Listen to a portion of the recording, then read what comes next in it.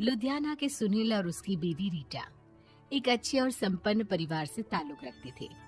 एक दिन रीटा की भाभी उसके घर आती है। रीटा, तुझे तो पता है तेरा भाई कुछ नहीं करता, ऊपर से 2 बच्चों की जिम्मेदारी, बेटी भी बड़ी हो गई है। तू तो बुआ है, कुछ मदद कर सकती है तो कर देना। कहाँ पैसे हैं भाभी, बस समझ लो किसी तरह हम लोग भी दिन काट रहे हैं। 2 ही तो कार है और मेरी बेटी भी बड़ी हो रही है। अब उसके लिए कार लेनी है तो 10 लाख का खर्चा तो लग ही जाएगा। तभी वहाँ सुनील आ जाता है। अरे शशि, क्या है, तू हमेशा पैसों के लिए परेशान क्यों रहती है? वैसे क्या जरूरत थी बेटी की शादी इतने बड़े घर में तय करने की? अरे पैसे नहीं थे तो ऐसे ही कर देती कहीं शादी। इतने बड़े होटल में क्यों कर रही है शादी? लेकिन यहाँ तो मामला शादी का है, डेट तय है। दरअसल तेरे भतीजे के पीएफ के पैसे आने हैं, पर उसमें देर हो रही है।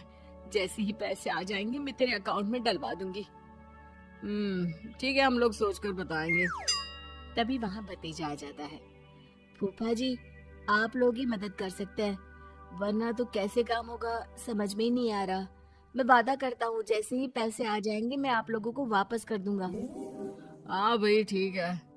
अब देख भाई, हमारे लड़के तो सारा दिन घर पर पड़े रहते हैं, ना कमाते हैं ना कुछ कमाने की इच्छा रखते हैं। लेकिन चल, ये ले, कितने पैसे चाहिए? जी 4 लाख रुपए। ठीक है, लेकिन पैसे ध्यान से वक्त पर वापस लौटा देना।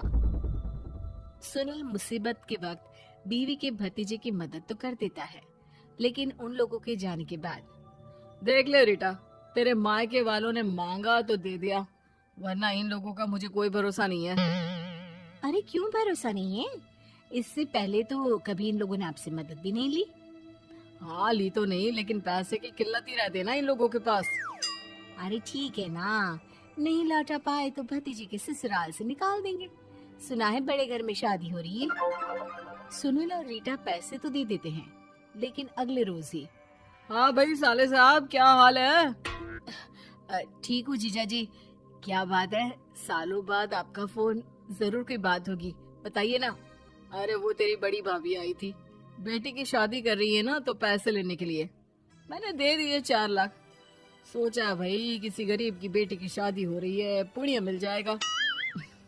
अच्छा किया जीजा जी, उनका बेटा बहुत मेहनती है, जल्द ही लौटा भी देगा।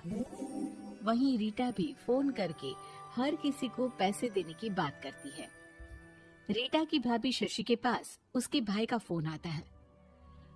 तूने सुनील से पैसा लिया है क्या? नहीं भाई, सिर्फ बात की है, बोल तो रहा है कि दे देगा।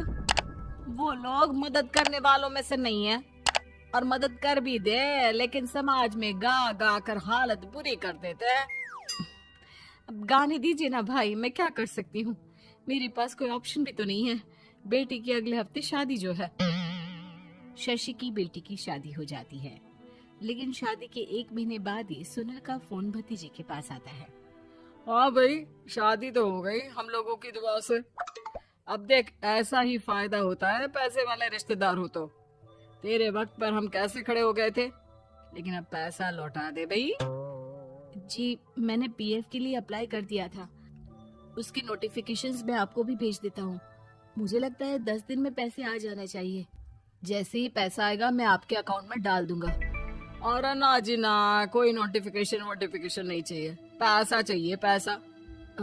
ठीक है अंकल, बस 10 दिन का समय दे दीजिए।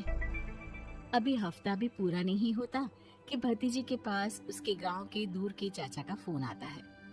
अरे बेटा, क्या बात है, सुनील के कोई पैसे ले रखे हैं तो दे क्यों नहीं देता?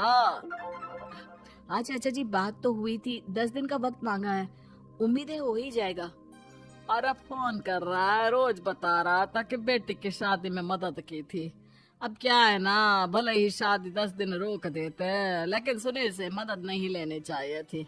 याद है ना, मधु की मदद करके कितना बदनाम कर दिया था उसने पूरे घर को सोसाइटी में।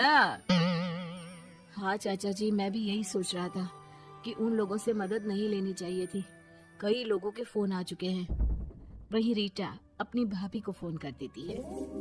क्या है भाभी, कब पैसे लौटाओगी? पता है ना ये कितना बोल रहे थे, तुम्हारे बोलने पर मैंने पैसे दिए हैं। भाभी अब तो आपके बेटे की कार बेच दो और हम लोगों के पैसे दे दो। अरे लेकिन रीटा, बात तो 3 महीने की हुई थी ना, अभी तो 2 महीने भी नहीं हुए पैसा लिए, थोड़ा तो सब्र करो। नहीं नहीं भाभी, वैसे मेरा बेटा टिक्कू आ रहा है आप लोगों के घर रहने के लिए, उसको अच्छे से खिलाना पिलाना, समझी। भाभी को समझ में नहीं आता कि वो क्या करे। वो बेटे से बात करती है। अरे माँ, इन लोगों से मदद लेकर सच में बहुत बड़ी गलती कर दी। मुझे खुद समझ में नहीं आता कि कैसे इन लोगों के पैसे जल्द से जल्द दे दूं।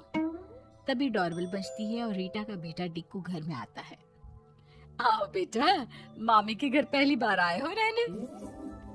आप पापा बोल रहे थे कि आप लोग पैसे का ब्याज तो दे नहीं पाओगे, तो तब तक मैं यहीं रह लूं। और हाँ, मैं एसी के बिना नहीं सो पाता। आप लोग अपना देख लेना और पैसे जल्दी लौटा देना, क्योंकि मैं थोड़ा जल्दी जाना चाहता हूँ। रीटा का फोन शशि के पास आता है। भाभी, पैसे कब तक दोगे? बेटे की विदाई के बाद शशि के घर का माहौल बिल्कुल बदल जाता है। वो हर वक्त बेटे से उसके पीएफ के पैसे पूछती, और पीएफ यानी कि सरकारी काम। आजकल में पूरा 1 महीना और बीत जाता है। भाभी, मैं और ये अमेरिका जा रहे हैं, घूमने के लिए पैसों की बहुत जरूरत है। रीटा, मैं पूरी कोशिश कर रही हूँ कि जल्द से जल्द पैसे का इंतजाम कर दूं, लेकिन पक्का नहीं बोल सकती। तभी सुनील का फोन भतीजे के पास आता है। देख माना 3 महीने की बात हुई थी पैसे लौटाने के लिए, लेकिन अभी मुझे पैसों की काफी जरूरत है। मैं अमेरिका जा रहा हूँ, तो पैसे मैंने किसी से ब्याज में पकड़ लिए हैं। तू हर महीने 4 लाख का 20,000 ब्याज डाल देना मेरे अकाउंट में।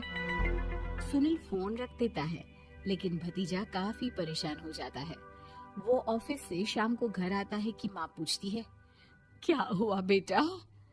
बेटा माँ को सारी बात बता देता है।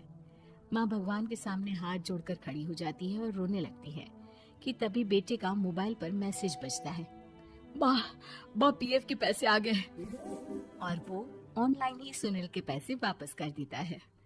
भला हो भगवान का।